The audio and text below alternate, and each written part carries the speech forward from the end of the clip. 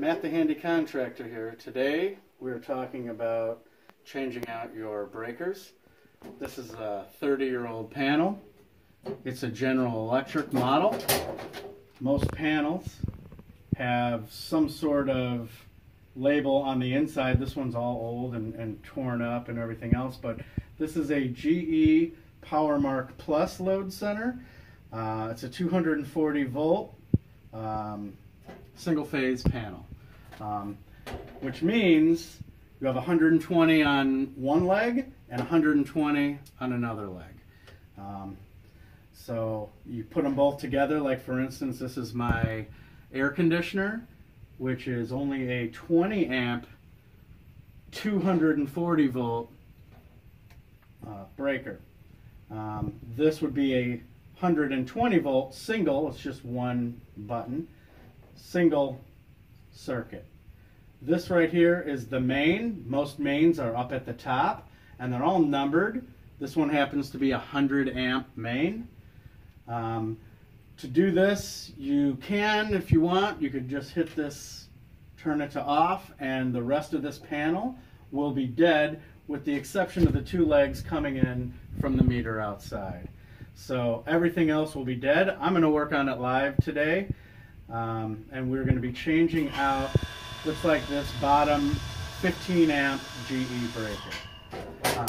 The tools you're going to need to do this job are very simple. All you're really going to need is a regular screwdriver, a Phillips screwdriver. It would not hurt to have a little flashlight or something like that. I have a little multimeter like this that has a flashlight built in. This is maybe 25 bucks at any Home Depot or Menards or whatever. Basically what this does is you turn it on, and when you actually put it to a power source, it starts to beep. You see 3 lights on and it's beeping. That means that that is hot. Now, for instance, if I walk up to this one,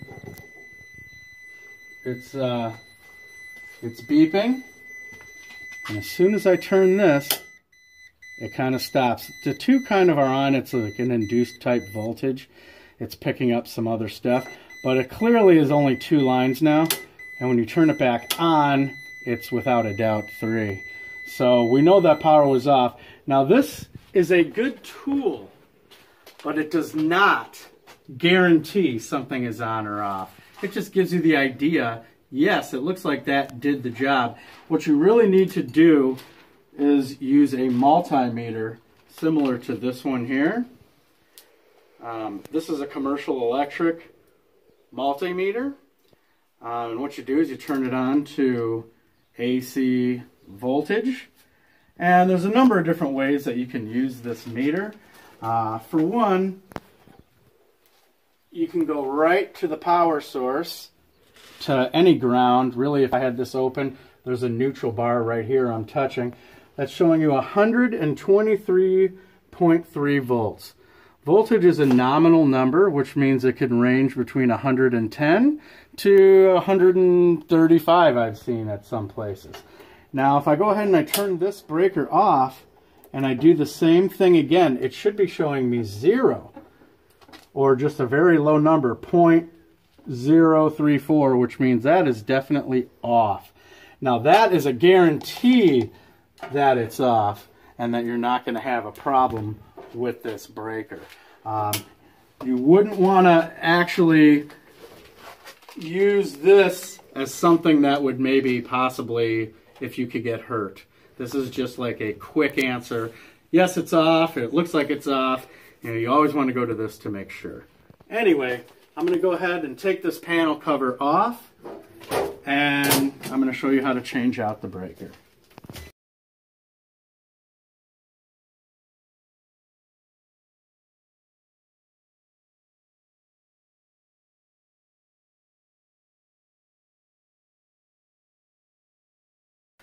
This is the breaker that we're going to be doing.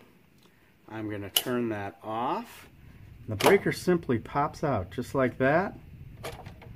And there you go. You have it. You're free. Now this is where the power is at. This is one of the legs and it's attached to this one.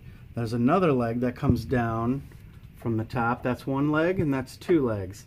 Here's your two mains coming from your meter, and this is your neutral coming from your meter. That's a neutral bar. All the white wires are connected to that neutral bar.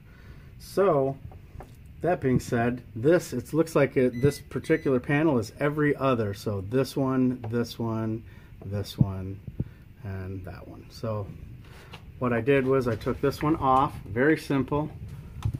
You unscrew it. You want to be careful that this wire doesn't go flying around or anything like that, but there we go. Then I'm going to grab the new breaker.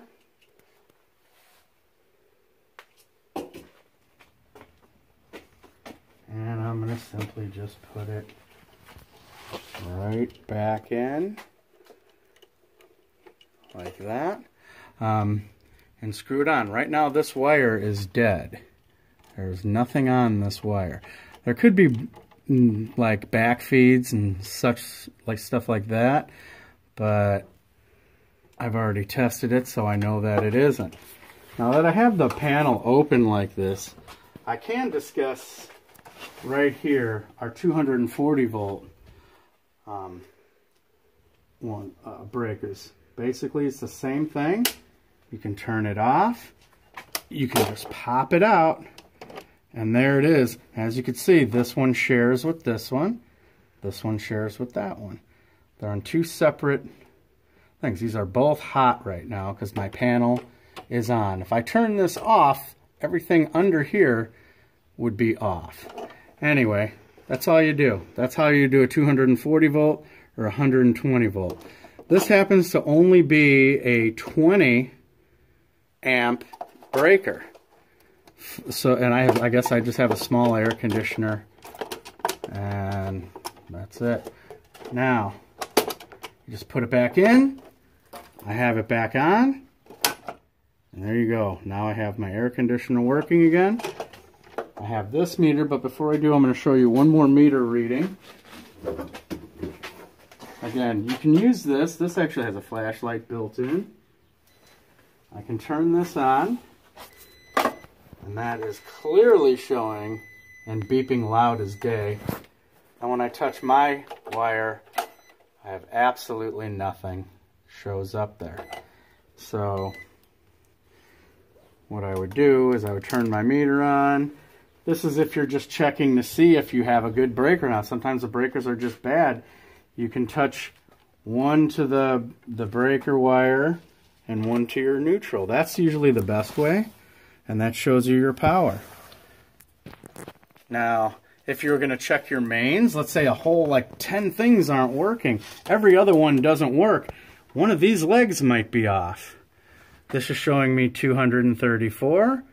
My other leg is showing me, or did I say 200? 123, sorry, and 123. They're actually both the same. Now when I touch both together, I should be getting in the 240 range. 247. Again, nominal voltage, that's perfectly normal. That's how you would check and see if you have powers going into your mains. And you can also come down and look at these individual legs themselves that are coming down. That's what these are right here, coming down through. Anyway, to put this breaker back on, all you're going to do is the same thing as before. Make sure it's off. This is a 15 amp breaker. Just kind of get the back seated in there, and then this just pushes right in. That's it. Just a little push. There you go. You have power back on. And really the job is done at this point. But what I could show you really quick is the different style breakers that we have. This is a new GE 15 amp breaker. Okay, this would install on that panel. This is a 20 amp breaker. They're exactly identical in every way. They look the same, they're fat, the same width, the same size, the same everything. This just could handle a little bit more than this, 5 more amps. That's the only difference with these breakers. Now most people are going to have a breaker that is similar to this. These are very universal. If you look, this is a TB when I open this. I've never seen this type of breaker before. It's exactly the same size, width, dimension, everything. They're universal. And they're 2 different brands. So that means you don't have to necessarily get a GE breaker. You'd want to get what you have for your panel. But if you open your panel and you come up like what I did and come up with something like this and you don't want to go to the store, you could easily use this breaker. So breakers are all universal with the exception of a couple on the market out there, and that would be a square D breaker that is called a QO breaker. That's a more expensive panel, a more compact panel. I use a different breaker that would not work in here. Same with Challenger. I believe Challenger uses one too, but for the most part, every breaker you see in the store is going to be compatible with anything that you buy. Here's the 240 volt. This is a Siemens breaker, which is exactly the same. If you look right here, they're exactly the same, this 240 volt breaker, as the GE 240 volt breaker. This would fit in there, no problem. And we'll do that real quick for you. You take that out, you put this one in.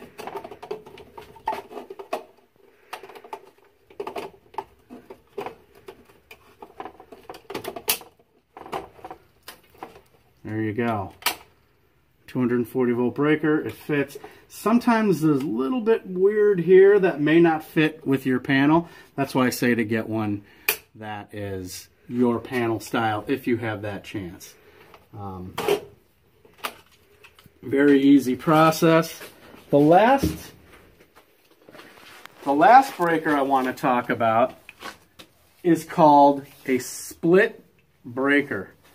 It is, again, identical to size, shape, width, everything. And it's universal. This happens to be a GE. This is exactly the one that would fit in this panel. You would use this breaker. As you can see, my panel is full. I have no more spots left in this panel. So what you would use this for is if I wanted to take another circuit outside for a swimming pool, whatever, I would simply take this one out and plug it in here up in the top, and my new circuit would be on this bottom one. It's a way to, instead of buying a whole new panel with more spaces and spending thousands of dollars, for 20 bucks or so, you could save yourself that trouble.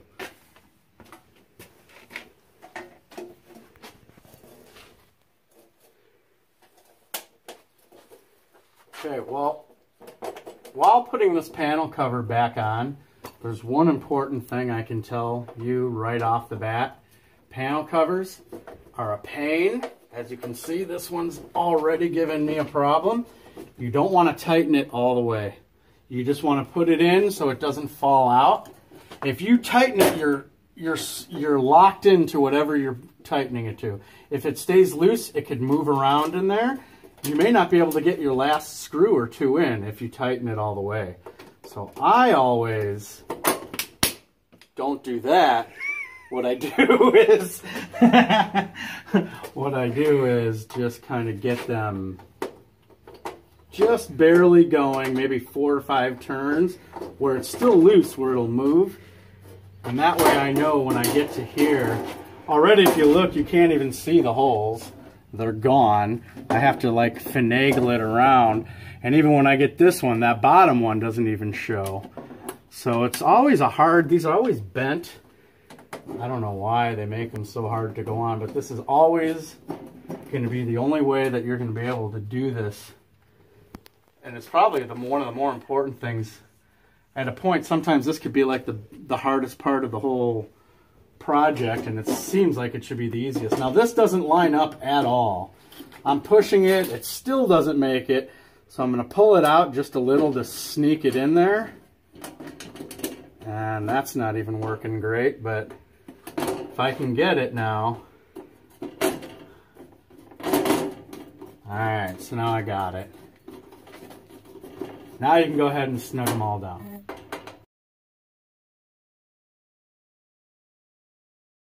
And all of our projects today, all of our breakers, our tools, everything that we're using is all available at your local hardware store. $5, $10 type items. I could have easily used a drill to take this off, but I'm going to always use the most basic tool. If you happen to have a drill, great, use it. If not, you can get away with 2 screwdrivers. Everyone's got 2 screwdrivers. And if you like this video, please subscribe to keep up to date with all your DIY projects.